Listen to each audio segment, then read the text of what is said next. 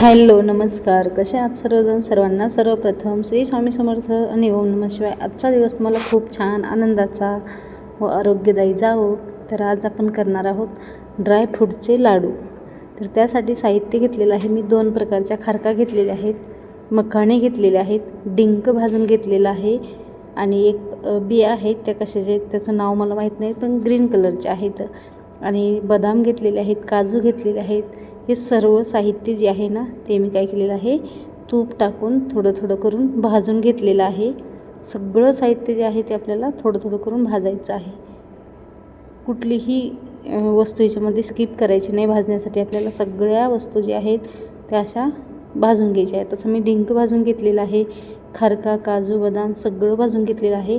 शेवटला घेत आहे ती मनुके भाजून घेत आहे.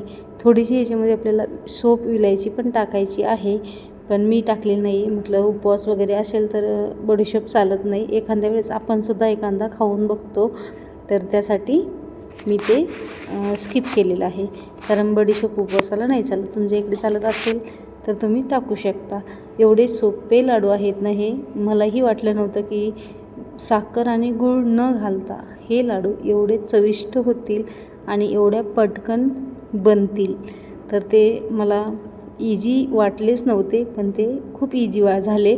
तर त्यासाठी चला आपण लवकरात लवकर ह्याला काय करूया, मिक्सरला आता ह्याला ग्राइंड करून घेऊया. सगळं भाजून झालं की आपल्याला काय करायचं आहे, ह्याला मिक्सरला ग्राइंड करून घ्यायचं आहे.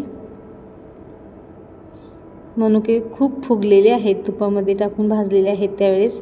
आणि ही मनुके आणि खारका ओले असल्यामुळे मला वाटलं नव्हतं मिक्सरलासुद्धा निघतील म्हणून. तर त्यासुद्धा मिक्सरला चांगल्या निघाल्या, म्हणजे व्यवस्थित ग्राइंड झालेले आहेत. तर त्यासाठी काहीही प्रॉब्लेम आपल्याला येत नाही आहे. तर असं हे सगळं साहित्य आपल्याला आता एकजीव करायचं आहे आणि कुठलीही वस्तू एक एक करून काढायची नाही. मकाने भाजून घेतल्याच्यानंतर खरपूस होतात आणि बाकीचं साहित्य तर खरपूस होतंच.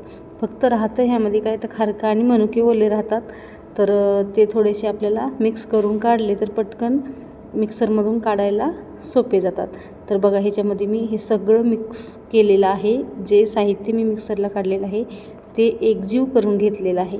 ह्याच्यामध्ये तुम्हाला साखर आणि गूळ काहीही घालायची गरज नाही लागत. मला वाटलं होतं याला गरज वाटेल, पण मी अगोदर सर्व मिक्स केलं आणि एक लाडू बांधून बघितला.